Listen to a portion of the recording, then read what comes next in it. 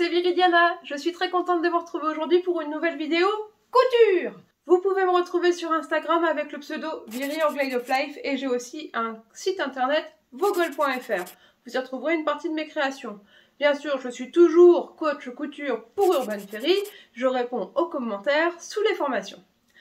Les présentations sont faites, donc maintenant je fais un gros bisou à ma grand-mère, bisous mamé. Et puis on va pouvoir rentrer dans le vif du sujet de cette vidéo. Vous avez dû le voir sur les réseaux sociaux récemment, Elsa s'est mariée. Et j'ai eu la chance, le bonheur, la joie d'être invitée à son mariage. Je lui ai donc proposé de lui coudre sa robe de lendemain de mariage. Alors, nous avons discuté de ce qu'elle voulait, bien sûr, et nous nous sommes mises d'accord sur le patron de Lucille, qu'elle a elle-même créé, qui lui va très bien, et dans lequel elle se sent vraiment à l'aise, et c'est bien le plus important pour le lendemain de mariage, d'être à la fois élégante, mais surtout très confortable. Donc, on est parti sur Lucille, ça va. Par contre, j'ai essayé, dans ma tête, et en vrai, 1001 combinaisons de tissus et dentelles, et je n'arrivais absolument pas à choisir. On va rentrer dans le vif du sujet, je vais vous montrer tout ça. C'est parti!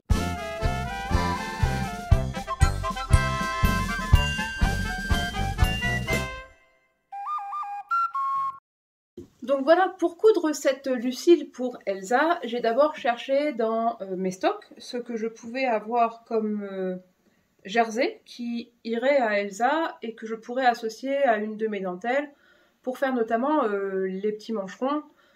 Voilà, et que ça soit un peu plus mariage, un peu plus festif. Alors, je me dis que de l'uni fait plus classe. Donc, en uni, j'ai ce jersey de viscose vert turquoise. Ah, vous voyez, c'est celui avec lequel j'ai fait ça. Et je voulais l'associer à cette dentelle crème.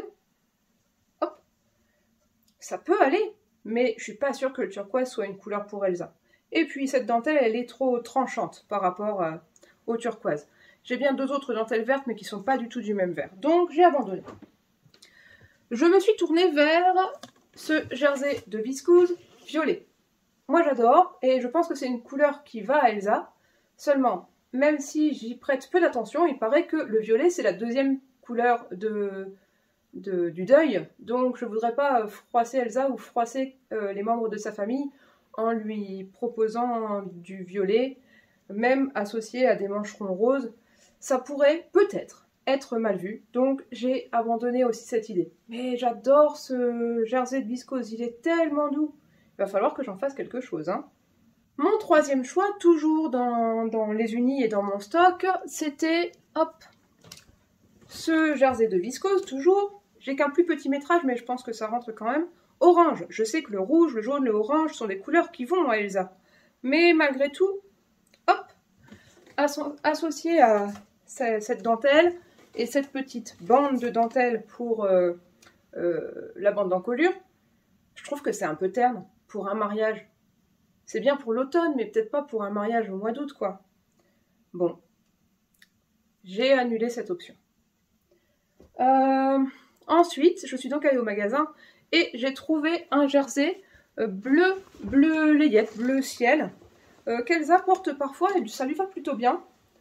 Associé à cette dentelle rose et bleu, je trouvais que ça rendait peut-être pas mal. Après, j'avais peur que ça fasse un peu petite fille quand même, ce bleu layette. Alors, je vais le garder pour autre chose. Voilà.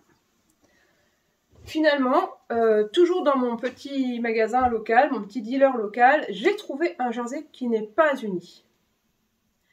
Mais je pense que je vais quand même jeter mon dévolu sur celui-là, parce que les motifs sont très doux et ça me semble pas mal. Hop! Voilà le jersey en question. C'est un jersey coton et lycra. Il est quand même pas mal extensible parce qu'il faut pour la Lucille quelque chose de très extensible. C'est pour ça qu'au départ j'étais partie sur du jersey de viscose. Voilà, je pense que je vais faire la robe pour Elsa dans ce tissu, dans cette maille, et je vais l'associer à cette dentelle que j'ai eu à caler récemment pour les petits mancherons. Et cet élastique dentelle pour la bande d'encolure. Voilà, je pense que je vais partir là-dessus. Écoutez, je vais faire ça assez rapidement. Et comme ça, j'aurai peut-être le temps de me retourner et de faire autre chose si jamais vraiment je vois que ça va pas. Donc, on est environ 10 jours. 10 jours avant le mariage. Voilà. J'ai pas fini ma tenue. J'ai pas fait la robe d'Elsa. Alors, à l'attaque, hein. Pour vous, ça va être dans quelques instants. Pour moi, ce sera sûrement dans quelques jours. Mais je vous reprends très vite. À bientôt. Voici la manche de la robe Lucille. Dans la taille que je dois coudre pour Elsa, et voici la bande de dentelle dans laquelle je veux coudre cette manche, enfin couper cette manche. Vous voyez bien que ça va pas. Il n'y a pas assez de longueur, et je trouve cette manche très près du bras, et j'aimerais bien avoir un tout petit peu plus de dentelle autour du bras. Du coup, je vais modifier le patronage de la manche déjà en le raccourcissant, puis en fendant en divers endroits pour pouvoir écarter la tête de manche comme ça. Donc je vais perdre en hauteur et gagner un petit peu en largeur, tout en ayant le même tour d'emmanchure. Comme ça, je pourrais utiliser un petit peu plus de dentelle et surtout, eh bien, que ce soit moins haut et que j'ai bien le bord festonné en bas de la manche, quoi. Voilà, allez, je fais ça tout de suite. Je vais commencer par recopier cette manche, puis je vais la couper.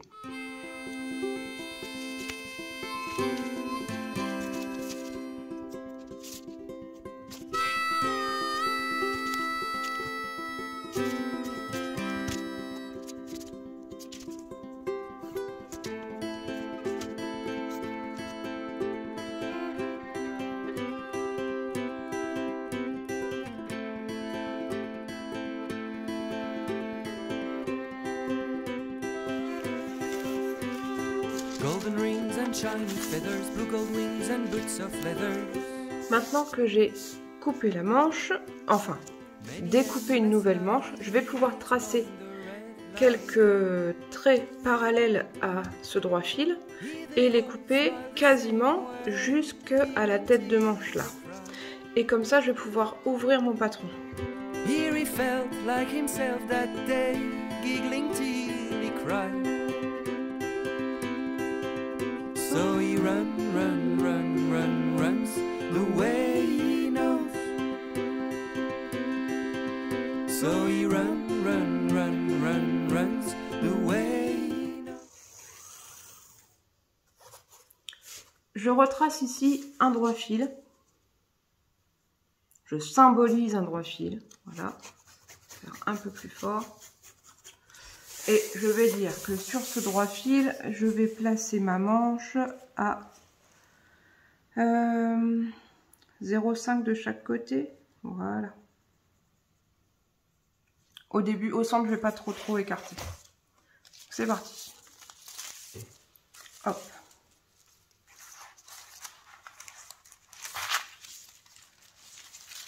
Donc, droit fil. Je le place ici et c'est là que je vais jouer avec du scotch.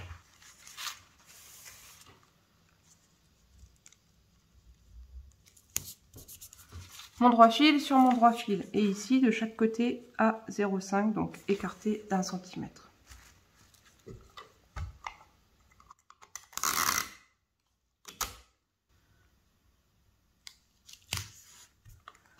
Ok. Et je vais dire qu'après, à chaque fois, je vais écarter d'1 centimètre ou... Oh ouais, plus que ça, en fait.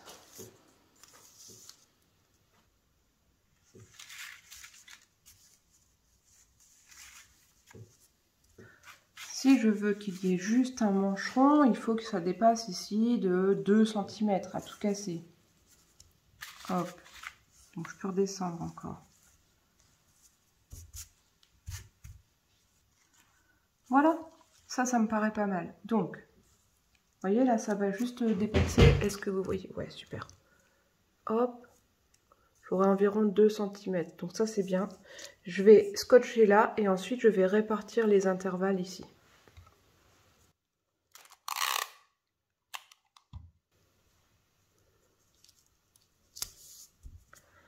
Donc j'ai ça, ça et ça à équilibrer. Parce qu'en fait, plus ce sera équilibré, plus ma pente ici, elle sera jolie.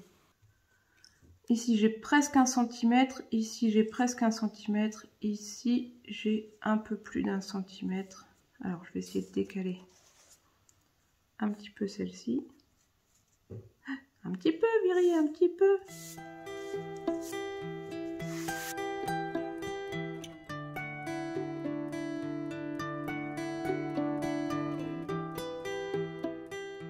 Allez, je scotche comme ça et j'essaye de refaire la même chose de l'autre côté.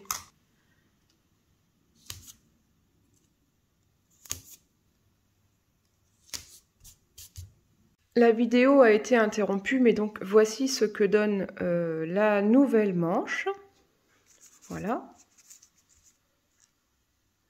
J'ai tout scotché sur une nappe en papier. Comme ça c'est costaud, il n'y a pas de souci. J'ai pu écrire dessus. Et j'aurai donc 2 manches en dentelle de cette forme-là. Voilà. Ça rentre parfaitement sur mon petit ruban. Ce sera super. Allez, je coupe ça tout de suite. Voilà à peu près comment je vais disposer mes pièces sur le tissu. Ici, je replierai peut-être différemment pour avoir moins de pertes. Voilà. Bon, même si j'ai pas vraiment besoin de ce tissu pour faire autre chose, ce serait dommage de perdre du tissu. Par contre, ici c'est un jersey de coton et élastane qui est légèrement moins extensible que le jersey de viscose dans lequel j'ai fait la toile pour Elsa. Du coup, il aurait fallu que je fasse quelques calculs savants pour voir le taux d'élasticité exact et combien je dois rajouter. Mais bon, arbitrairement, je vais rajouter environ 0,5 sur chaque côté de couture. Là, là, ici. Et pareil sur les jupes. Et en longueur, je vais rajouter un petit centimètre. Je ne sais pas, 0,8 par exemple. Je ne voudrais pas qu'elle se retrouve tout engoncée dans sa jolie robe. Donc je vais procéder ainsi, 0,5 sur les côtés et 1 cm sur la longueur des bustes, en bas. Pas au niveau de l'emmanchure puisque j'ai bien fait ma dentelle exactement à la dimension de l'emmanchure. Donc ça, je ne veux pas y toucher. Je vais le faire en longueur de buste et sur les coutures côtés. Bon voilà, ça y est, j'ai tous mes morceaux de robe. Donc là, c'est les deux devant. La jupe devant, la jupe dos, le dos. Hop. Ici, j'ai un ruban de lingerie, un élastique lingerie sur lequel j'ai mis les repères pour la bande d'encolure. Et ici, j'ai mes manches en dentelle. Donc maintenant, je passe à la couture.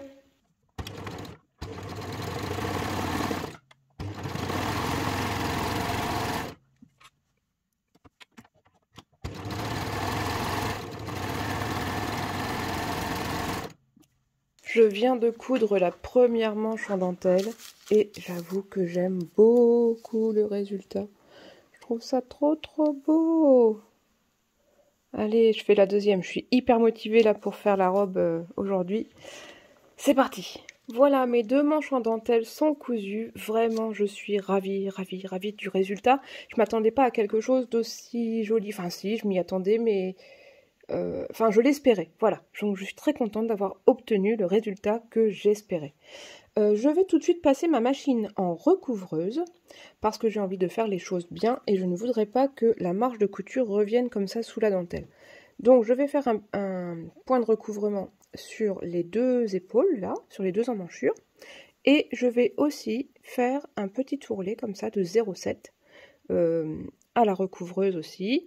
Comme ça, je pourrai ensuite installer ma bande d'encolure avec un point zigzag dans ces petites alvéoles là, sur le bord, pour que ce soit super propre. D'ailleurs, c'est ce sens-là le bon sens. Voilà.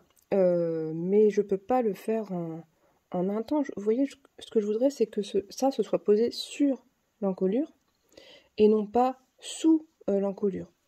Et si je fais une pose à l'envers comme je l'avais imaginé au départ, j'ai peur qu'on voit trop de choses à travers ce zigzag. Donc, je vais d'abord faire un petit ourlet à la recouvreuse. Puis, je viendrai assembler en point zigzag, discret, cette élastique lingerie. Voilà, c'est mon prochain programme. Je vous reprends juste après. Petite pause repas pour moi, mais je vous fais voir l'avancée des travaux avant d'aller manger. J'ai donc mes petites manches en dentelle. J'ai donc une bande d'encolure en un élastique lingerie. J'ai assemblé les jupes. Voilà. Il ne me reste plus que les côtés à coudre. Mais comme je veux bien prendre mon temps pour pincer et que les coutures côtés soient vraiment à la même hauteur, je vais d'abord aller manger et je verrai ça après. Alors ici j'ai une petite vague quand même. Je sais que sur l'extérieur ça se voit pas du tout. Voilà l'extérieur. Est-ce que je reprends ou pas? Si, on voit quand même ça, c'est pas hyper propre. Ah ouais. Bon, ah ouais, mais bon. Si, c'est un zigzag, c'est bon, c'est bon. Je vais démonter de là à là et puis je reprendrai plus proprement. C'est dommage. C'est dommage de laisser ça comme ça. Parce que sur un cintre, ça va se voir et je trouve ça vraiment dommage. Ah ouais, c'est parce que ça a commencé à décaler ici. Donc je vais démonter tout mon dos. Ouais, allez, je ferai ça après manger. Voilà, j'ai rectifié mon encolure. Donc j'ai démonté entre les deux épaules et j'ai tout recousu ici, de façon à ce qu'il y ait moins de vagues. Et du coup, bah, sur l'endroit, c'est vachement mieux aussi. Voilà. On aperçoit un peu mon point de recouvrement, mais ça me dérange pas plus que ça, donc ça je vais le laisser. Et là donc j'ai bien pincé tous les côtés de la robe et je vais pouvoir passer à la surjeteuse pour le dernière couture d'assemblage. Voilà, ça me plaît beaucoup. Allez, je vais prendre quelques secondes pour rentrer les fils de surjeteuse.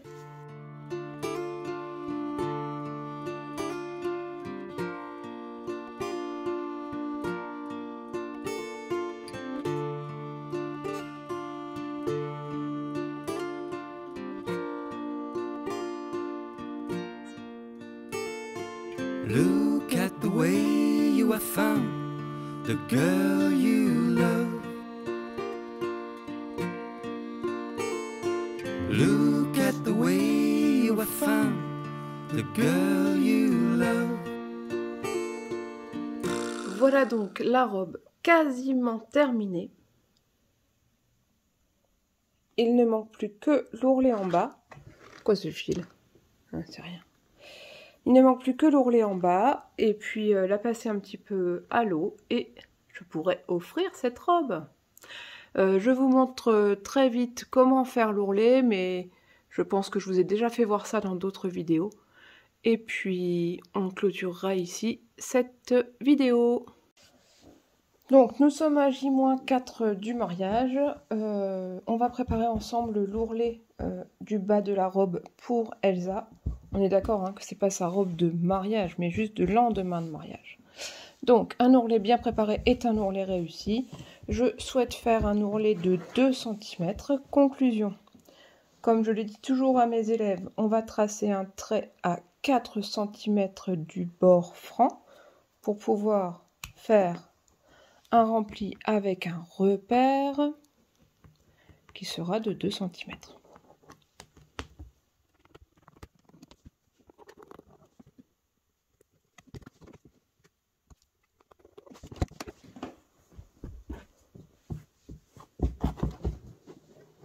On enlève le petit rouleauté pour que ce soit joli et régulier.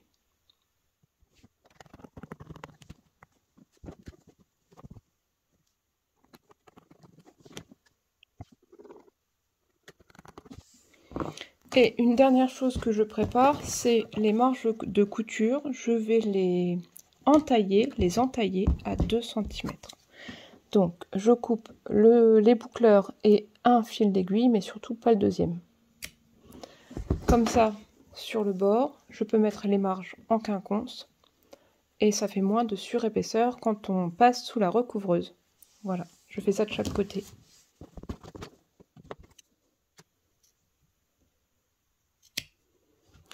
Ok, maintenant je suis prête à marquer mon ourlet au fer à repasser. Et vous voyez, je replie le bord franc le long du trait que j'ai tracé.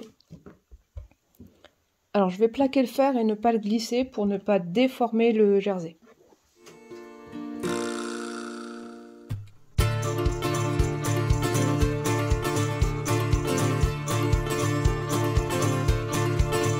Could could have stood up on the bar, paid for many drinks, put a smile on my face, but instead I walked through the shitty wooden corridor till dawn. C'est terminé, je passe à la recouvreuse, 2 aiguilles larges. Ok, je suis donc installée en recouvreuse et j'ai préparé un recouvrement large, donc 2 aiguilles et un boucleur, ce qui fait 3 fils, et je vais coudre à 2 cm. Si je me souviens bien, il faut juste que je suive la jonction entre la plaque et la machine elle-même, et je serai à 2 cm. Allez, c'est parti. J'ai mis ma longueur de point à 4, c'est-à-dire la longueur la plus longue possible, parce que je trouve que quand on met moins que ça, le résultat n'est vraiment pas beau, et pour le peu qu'on bloque à un endroit, les points deviennent extrêmement petits et impossibles à enlever. Donc 4 pour moi c'est bien. C'est le réglage que j'utilise tout le temps.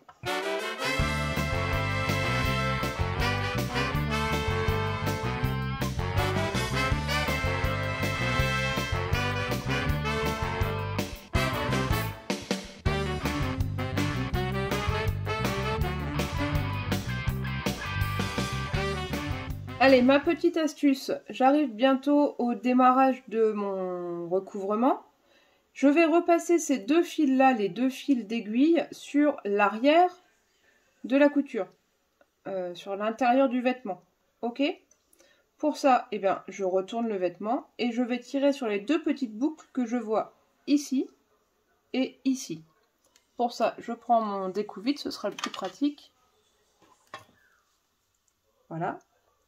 Et je trouve les boucles. Hop, un fil de revenu sur l'arrière. Hop, 2 fils revenus sur l'arrière. Maintenant, je n'en ai plus devant. Ça va faire super propre.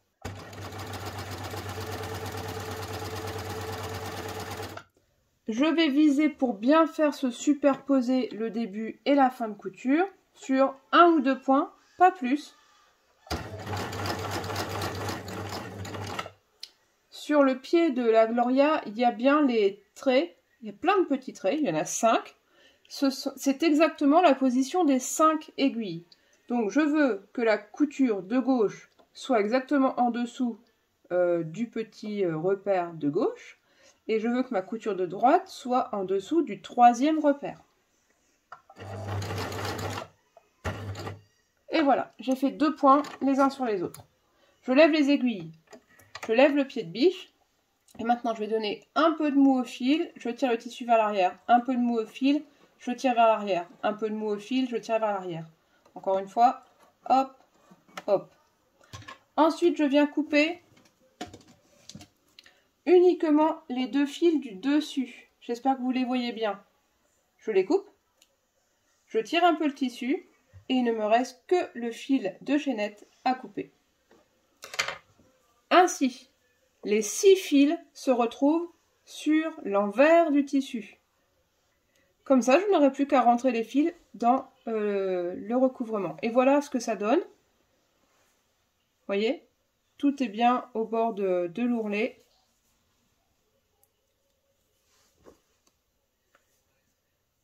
Voilà, c'est un joli résultat. Il ne me reste plus qu'à apposer mon étiquette comme ça. En bas du vêtement, je sais que dans le cou, ça gêne un peu Elsa et les enfants, donc je vais la coudre sur le bas du vêtement, hop, hop, par 2 petits points ici, et ma robe sera terminée. Et bien voilà, ma robe pour Elsa est terminée.